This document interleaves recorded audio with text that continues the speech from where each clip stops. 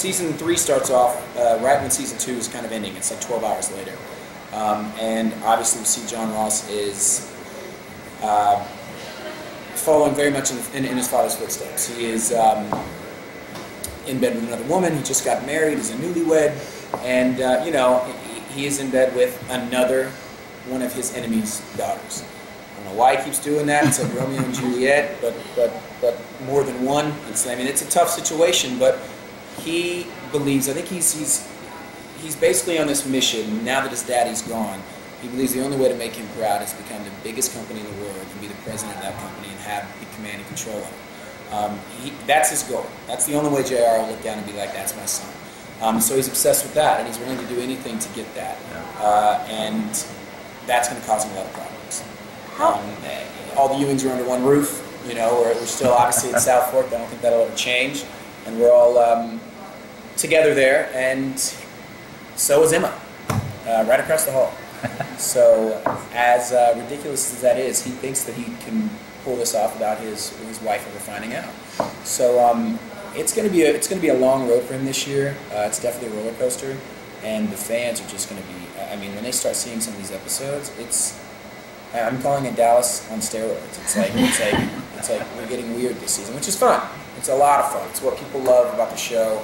And this year, John Ross is trying to step into his father's shoes, I think, a little too quickly. But he's still relying on. He does things in front of people like, I'm under control. I know what I'm doing.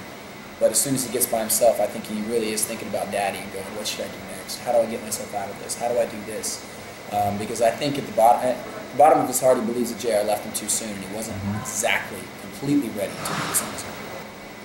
The big struggle with John Ross and Sue Ellen this year is that, you know, as we know in Season 2 when JR passed, Sue Ellen kind of turned back to the bottle. For John Ross, that's a nightmare because he knows that those are some of the darkest times since having to see his mother drunk, and his father pushed his mother to drinking.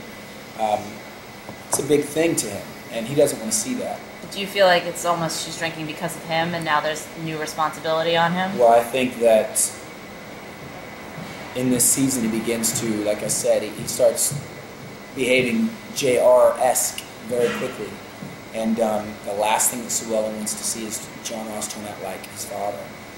Her nightmare is that. His nightmare is her returning back to the bottle and what will happen if she starts drinking again. And basically those two things are going to come to a collision. And it gets very real.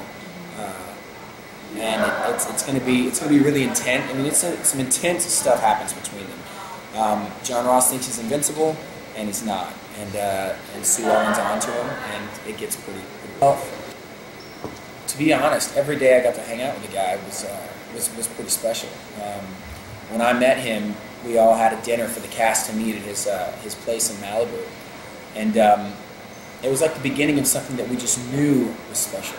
It was just really special to meet this guy who was such a legend, and knowing that I was going to get to play his son and really work with him a lot. It was intimidating. I was nervous. You know, I was like, I can't screw this up. I've got to be good at playing this role. I've got to make people believe that can be JR's son.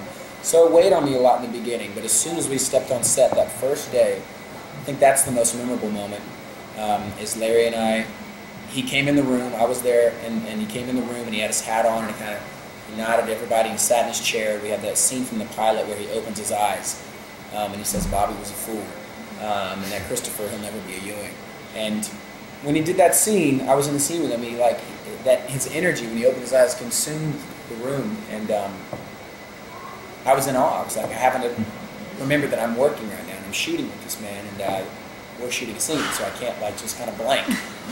And that's almost what happened. So being able to work with the guy was just incredible.